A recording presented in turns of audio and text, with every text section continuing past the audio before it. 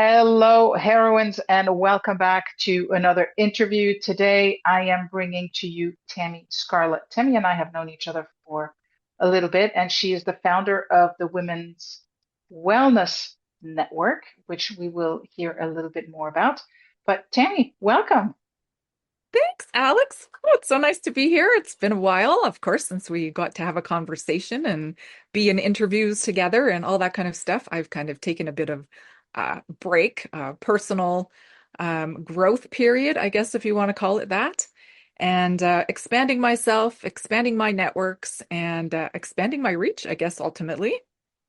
Oh, but it's good. Sometimes we need to do that to be able to, we kind of have to take a step back so we can take that bigger step forward. So, tell us a little bit about who Tammy is.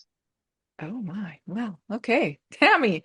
Ugh, Tammy's a whole lot of things. I'm currently studying to become a doctor of holistic health, and that has taken up a bit of my time, but it's so interesting, and I feel like I've already, you know, done a lot of it and kind of I have a really good understanding about the things that we've gone through so far. So it's uplifting me in a way that I didn't anticipate, because usually when you start studying something, it's like drudgery and like stress and I got to remember this and whatever. But it's totally not like that. It's fun and it's also helping me be creative, I think, in other ways because then you know, I'm improving myself, I'm evolving, but it's in a way that's interesting to me, not just, you have to do this work if you want to do this thing.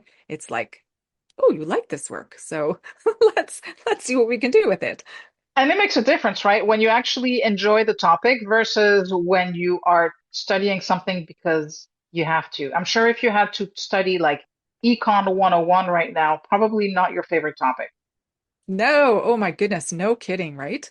And I think that's the thing, like, well, especially women's wellness, because I'm a woman and I've been on this crazy health journey, um, going through breast cancer and then right on the heels in between, finding out, getting a divorce and navigating that path and then bursting out on the other end, full of vim and vigor and like excited for life, right? Like, let me get back to living, let me do some things. And I was doing that. It was great, learning all these things and taking courses and becoming an integrative energy healer and, just different things. And bam, there has to be something else that happens. And, I've always been, I always try to just keep going, just keep going, just keep going. But I started to realize that there was really some big blind spots in my world. And I couldn't figure out what was wrong with me because I was continuously having accidents and things were happening to me. And I thought, I don't want to live like this anymore. I can't do this anymore. So when I said bam, I had full reconstruction after breast cancer and had to have the implants removed due to a capsule rupture. So the natural capsule that your body puts around the implant itself burst. And in between the implant and my natural capsule was all of this goo and Ew. poison. Yeah. So that was a really a terrible eye-opening experience. When you go through cancer, it's like, oh, well, we're going to do this protocol and we're going to do this and this is the information and it's pretty set out. Um, had I done, know the things that I know now, I would definitely do my cancer journey different.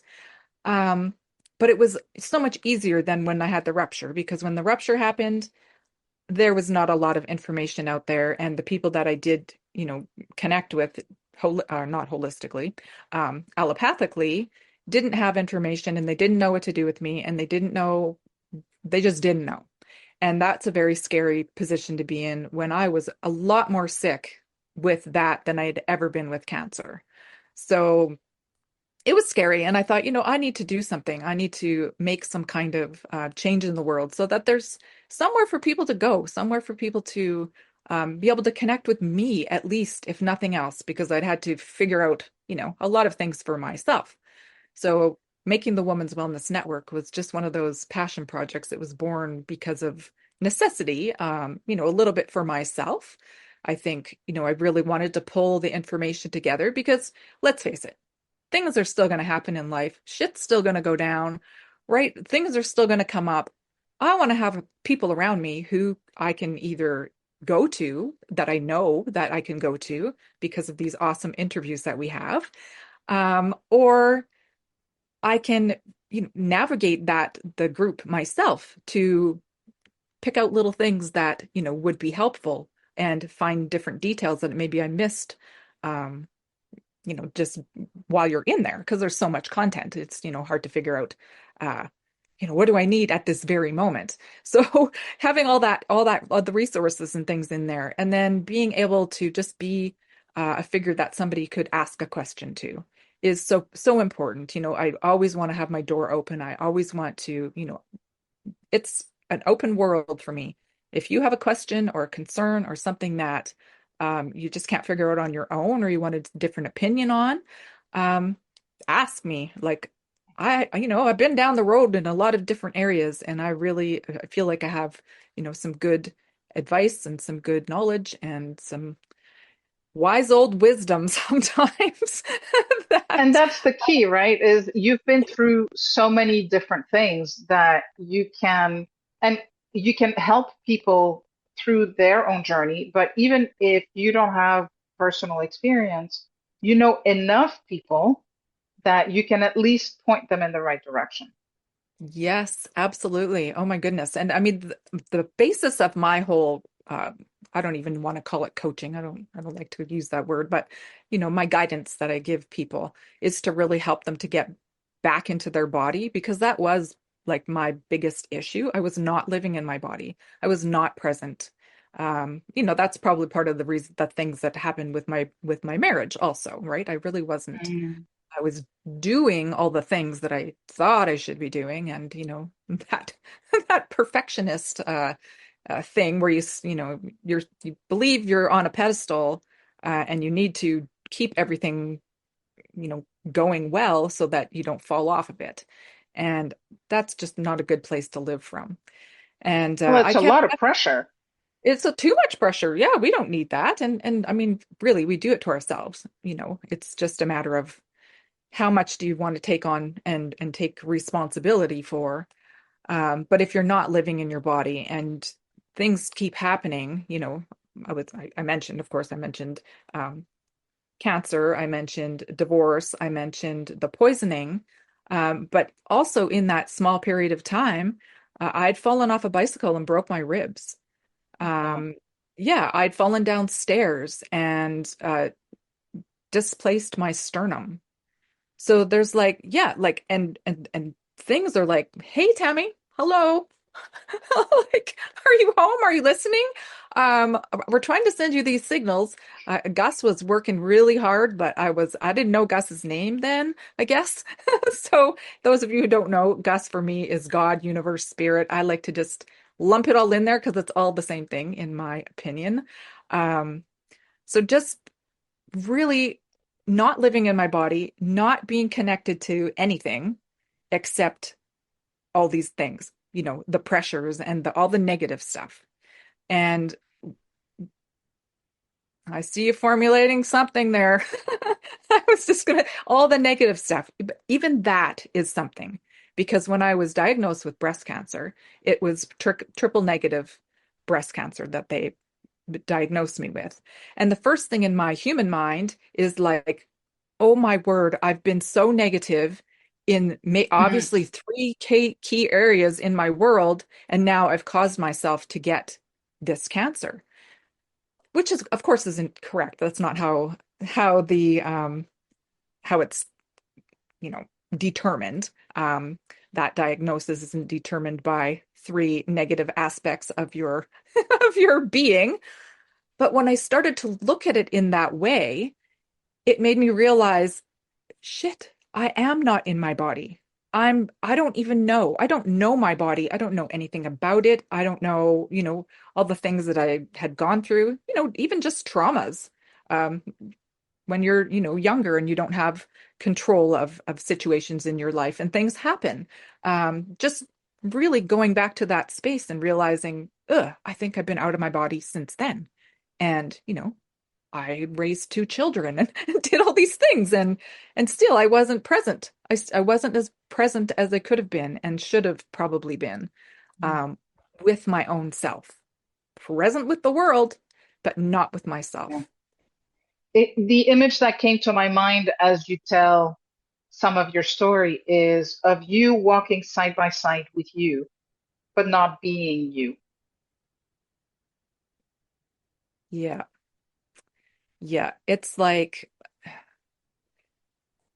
now I understand more about the threefold flame, let's just call it that, within ourselves, right? So we've got our masculine side, we've got our negative, our feminine side, and then we've got our, our wholeness, which is both things connected together, which brings us to a completely different understanding and behaviors in the way that we are in the world and the way that we perceive things and perceive ourselves.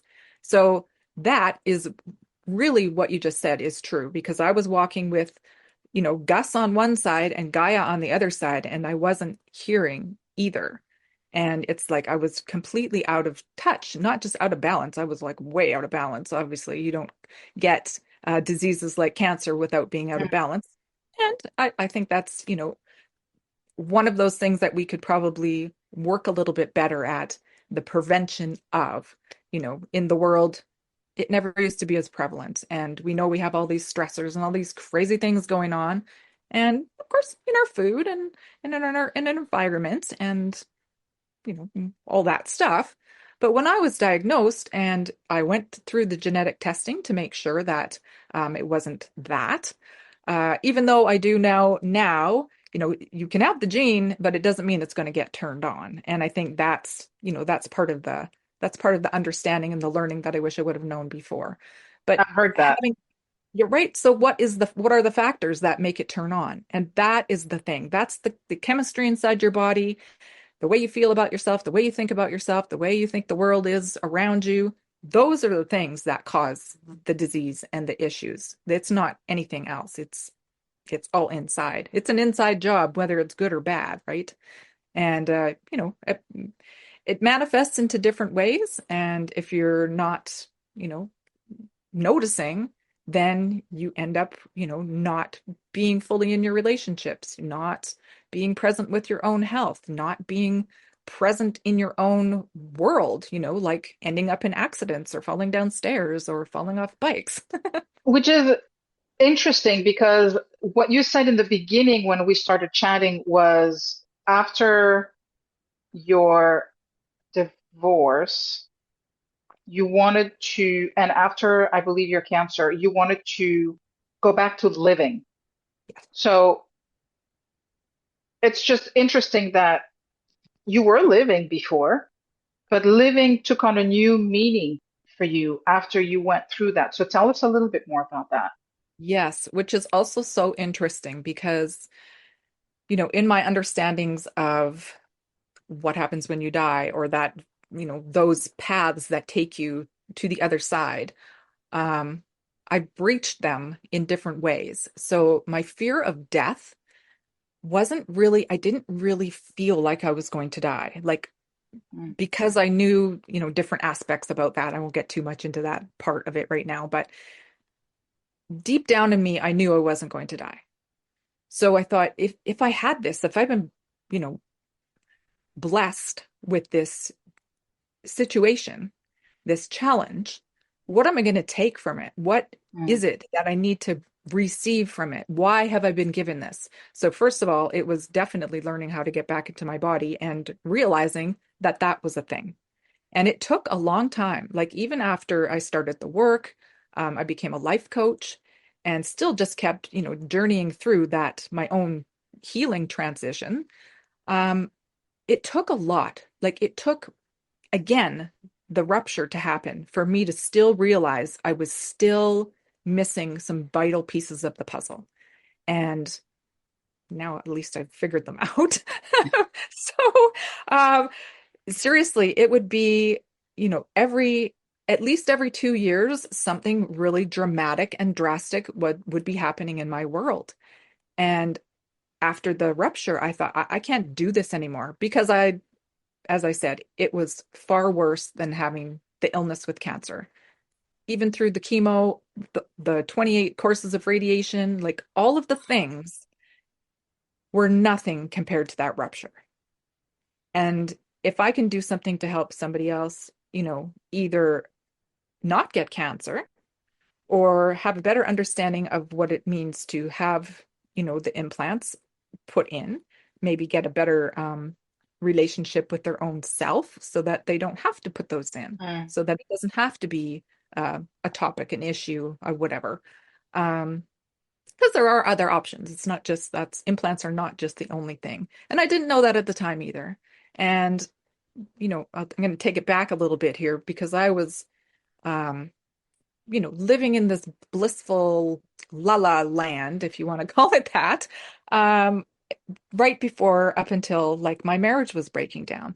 And I knew it was happening. I could see it happening. And I was always sort of informed that it was going to happen. And while it's going on, I'm still like not there. I'm still like not, saying the things I should be saying. I'm not um, participating.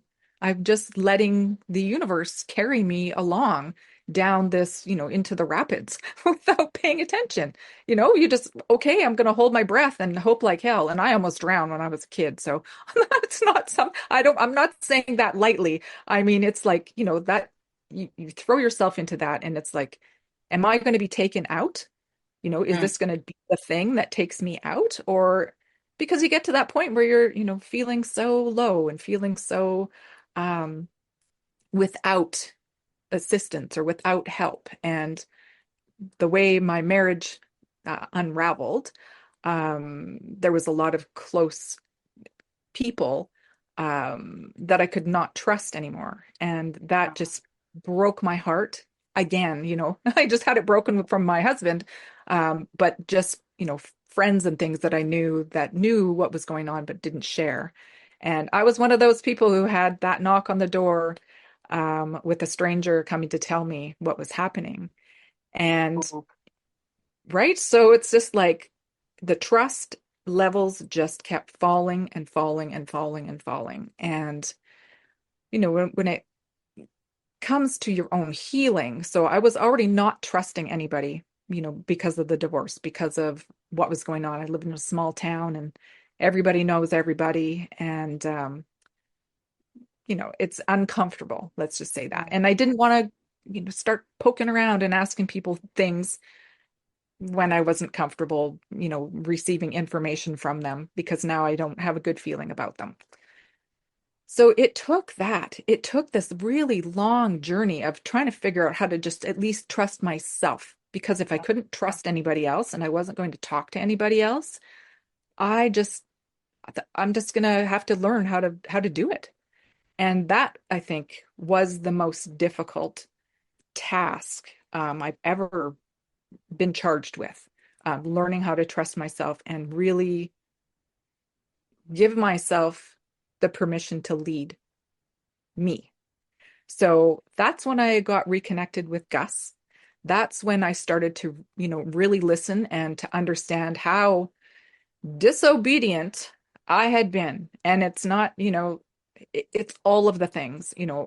I was a rebellious child. I didn't have a very good home life, you know, all that kind of stuff. And it just carried on through my life. And going back and doing the work and seeing, where oh, damn, I could have done better here. Oh, that was me. Why did I do that? All those things you start to realize it was me. I made all those choices. I was the one who put me in all those positions. I was the one who, I either didn't stand up to something and give myself courage in that moment and then carry all that crap inside of me, or I, felt unloved and then didn't speak up and carried all that inside of me too.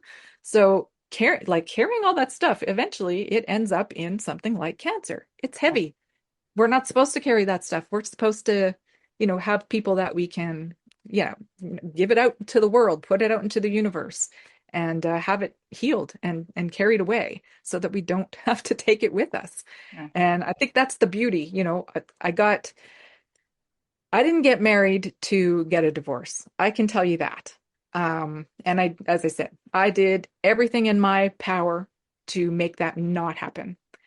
But at the same time, now I realize, there's so many different avenues and aspects that I can perceive and conceive now because of that position of being divorced, of because of having cancer, of because of being poisoned. Like all of those things have, as terrible as they were, um, really helped me, shed my own stuff. It really helped me understand how I got into that position and what I needed to do to get out of that position.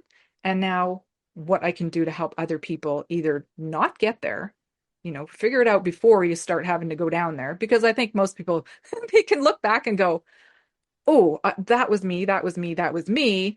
And you can just start from there, right? I mean, it's all in the past. It doesn't matter. It's not going to, you don't have to carry it forward. It's just go back and see what's there because it's super interesting to discover who you are.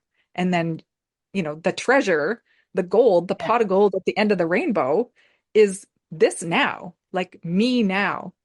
I feel like I'm probably the happiest person that I know.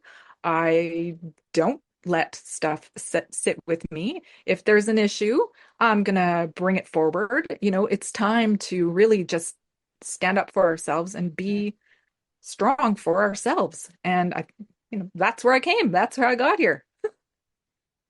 And it sounds to me like um,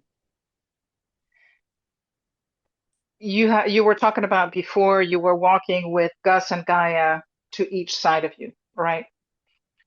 And it feels as you went through your journey that you started taking responsibility and ownership for yourself. You started making your choices based on the things that you wanted either for yourself or that you wanted to see happen in your life. And I feel like that's the turning point is that when we get back behind the wheel of our car Mhm. instead of being a passenger in the car and letting everybody else drive the car. Yeah, it's very true. I feel like you So, you mentioned that, and it's the slow integration of Gaia and Gus to me. It's the slow integration of learning where my masculine is wounded, learning where my feminine is, hiding. Like, what are those things and those aspects of me that are there? They've always been there. They've always yeah. walked with me, but no, I don't want to hear that, or that's not right, or no, that can't be me, or you know what I mean? Like Hmm. tuning that tuning that Tammy voice out. I think it was the key. I saw this video the other day, and this woman, she's riding along, and she said, I had this conversation with my brain, and she calls her brain Becky, and she's like, Becky, that's enough of that. So we're not going to talk about that right now. We don't need any of that. So I'm like, I need to pick a name for my brain because that really is the thing. But if I'm not this 3D person who came into this world and was born and named Tammy, Tammy belongs to the brain in my head. It Mm, doesn't belong to, who I am as a spirit, as a soul. I'll be a different name and then in a yeah. different lifetime. So yeah, it's just really interesting. I love that uh separation of those two aspects of myself. And when you pile them up, you've got my Tammy brain, and now I can have my higher self, my higher blessed self, where Gaia and Gus meet. Come together. Yeah. Yeah. It's interesting because if you've ever read the book Positive Intelligence by I can't even say his name and I can't think of it off the top of my head. But anyways, the book is named Positive Intelligence. And his whole premise is that we all have 10 saboteurs that live within us at different degrees. And we all have a judge and then everybody else or everybody has, an avoider, a people pleaser, a perfectionist, a hypervigilant, a victim, and all kinds of other things. But one of the ways that you can start to dismantle those things is by giving that entity a name and basically telling it to shut up when it comes up because its opinion is not relevant here, right? Because it gets in the way of us kind of showing up for ourselves because it's that voice of fear. Yep, totally. Yep. There's your amygdala, then there's my Tammy brain, and then there's my higher self. And yeah, if you Yeah. can't get past that level to even hear your own reasoning, yeah, you just end up in big trouble. You end up with disease, you end up having accidents, you end up doing stupid things. You end up breaking your ribs. Oh, Um, so oh. earlier in the conversation, you talked about blind spots and that you found you had all of these different blind spots. How did you identify what they were? Is there something like, how did you get to know you had those blind spots? I'm just thinking for our heroines, we all have blind spots. And for somebody who hasn't yet figured out what theirs are, kind of like, how would they go about doing that? Hmm. Well, I think generally you can start right with the fight, flight, or freeze and see which one of those you are. Because that's like a real, like as I said, right, the amygdala is at the bottom. It's the first thing that's going to put up the roadblock. So knowing that, how you respond, do you run away? Do you um just avoid things, or do you become a bully? Do you become Mm, a manipulator, or do you say nothing? Do yeah. you shrink and hide? And yeah, I did a lot of shrinking and hiding. I didn't even know that I was doing that. So I think that the very first thing that you can do for yourself is to just at least acknowledge that and see how you do that and show up. Because then at least the next time that happens, because things happen all the time, every day, and it's a matter of putting it into practice when you realize, oh, I'm doing that thing. Oh, I'm doing that thing. Okay, hang on. Let me do it a different way. Let me reframe it. Let me step up a little bit. Let me use whatever it is that it's being called that I'm you know, keeping from coming out. Do I need a voice? Do I need to say something? Do I need to speak up? Or do I need to actually really take a step away? Not running away, but just, taking a time out.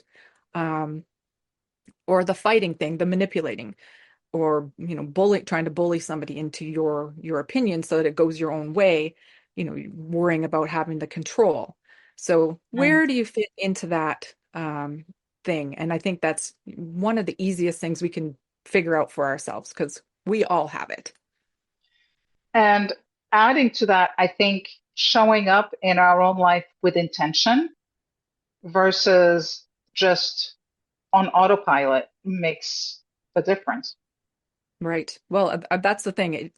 Especially when you're not in your body, when you're disembodied, let's just call it that. Um, you skirt around all of those three kinds of aspects of fear, and you become a master, let's say, of utilizing the ways that you can you know work through it. So it's, I think, as soon as we recognize that we're doing it, then we at Mm. least we can start to see that we're doing something detrimental to ourselves, and having the awareness. And if you have that intention set out right from the beginning, hey, I want to see these things that I'm not seeing about myself. um, Start being an observer, start watching, start noticing the things, how you are in conversation, how you are with certain people, how you feel about something before it happens. What is that level?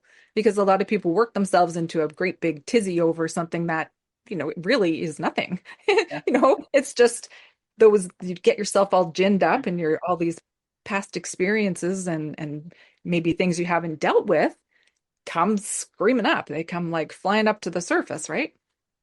And I would add to that. do it from a place of curiosity versus a place of judgment. Yes. Yes. Oh my goodness, 100%.